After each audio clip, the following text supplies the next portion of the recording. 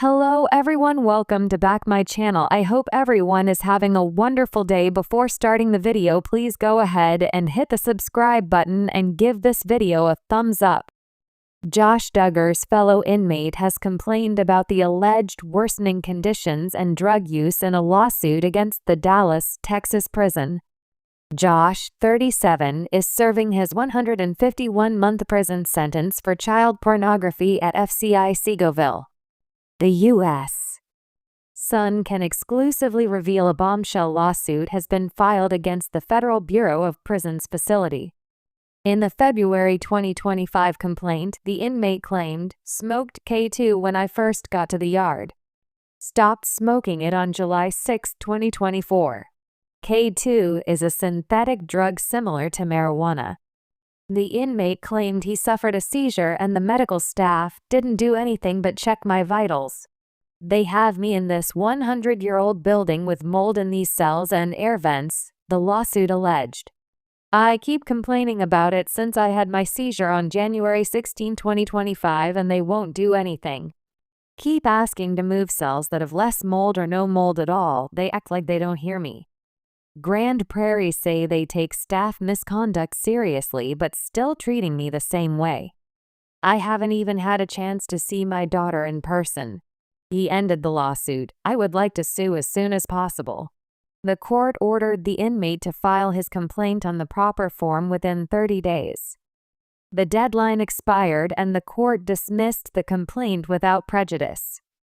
A rep for FCI Seagoville declined to comment to the U.S.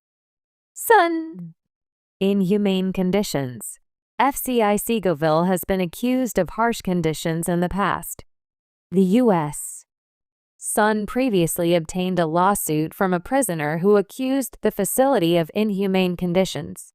In the lawsuit filed on February 26, 2024, inmate Dino Peterson claimed the food served at the prison contained maggots.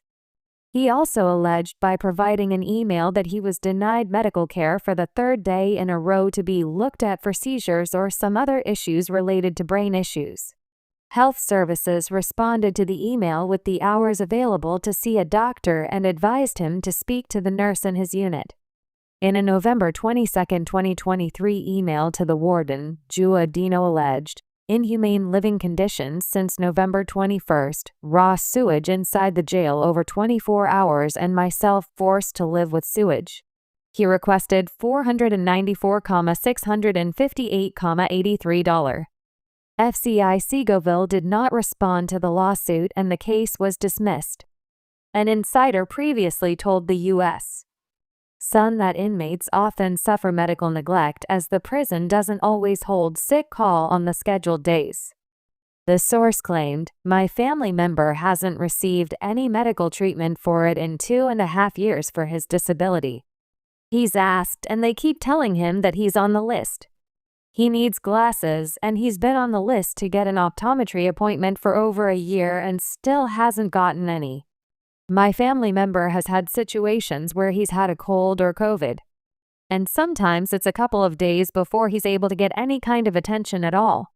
The insider added, "Someone I know said her husband is always sick because he's just constantly always cold and undernourished." FCI Seagoville did not respond to the U.S. Sun's request for comment at the time regarding sick call. Living conditions. The source also previously told the U.S. Sun that the inmates live in conditions that make them more susceptible to illness. The source claimed to the U.S. Sun, "The food they get is regularly expired. They're just like really disgustingly expired, always by at least a couple of weeks. And it's like milk. All sorts of like stuff that can't be expired for that long. They had a run of cereal that had bugs in it, and so people just couldn't eat their cereal because it was filled with bugs." The insider continued to allege that the prison runs out of food kind of often. The source claimed it's only ever been like a 1 or 2 day thing at a time, but the portions are also small enough to where if you can't afford to buy food on commissary, you're going hungry. Josh's living conditions. As for Josh, the U.S. Sun previously reported he lives in a renovated dorm with special amenities and privileges. They finished painting the walls and getting flowers put into dorm 6, where Josh lives. It's been turned into an honors dorm, a source claimed to the U.S. Sun! They get special privileges and building updates because it's an honors dorm. There are washers and dryers, microwaves, and more.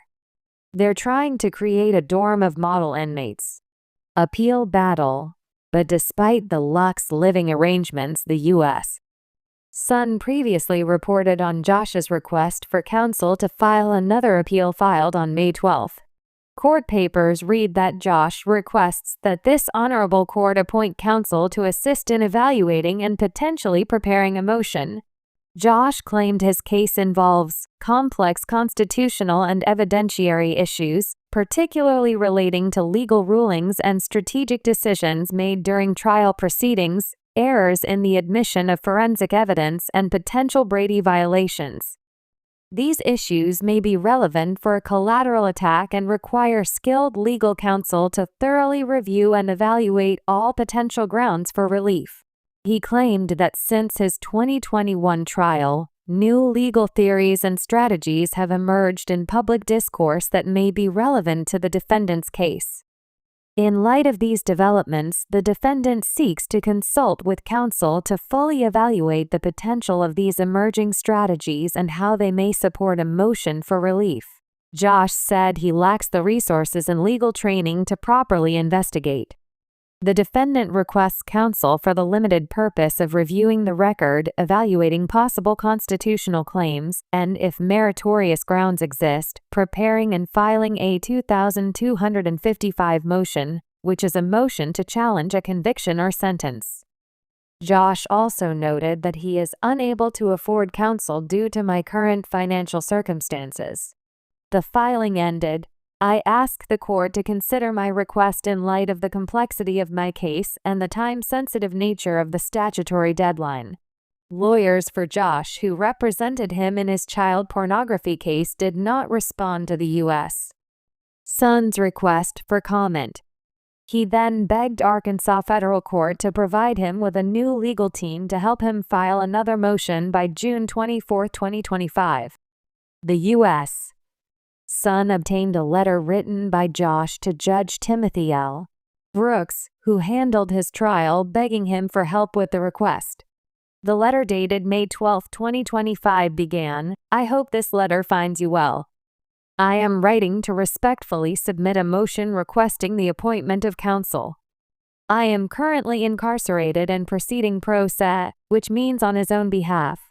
I seek the court's assistance in appointing counsel to help evaluate my case and, if appropriate, prepare a motion to vacate, set aside, or correct my conviction and sentence. During my time of incarceration, I have worked diligently to focus on education, personal growth, my faith, and to maintain strong family ties. However, as I review my case, I believe there are significant issues relating to trial errors, evidentiary rulings, and other constitutional violations that merit a thorough post-conviction review. I am unable to fully assess these matters on my own, which is why I seek the assistance of qualified counsel to help evaluate whether relief is justified."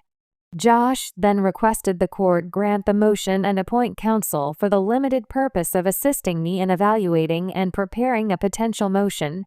Josh has maintained his innocence and has been fighting to appeal the conviction since his sentencing in May 2022. Josh first filed an appeal to the conviction in October 2022. In August 2023, the 8th U.S. Circuit Court of Appeals denied his request for a new trial. The Supreme Court then officially denied the conviction appeal in June 2024.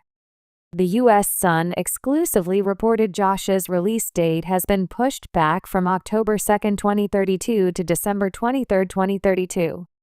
Josh's crime. He was arrested and charged with possessing and receiving child pornography in April 2021.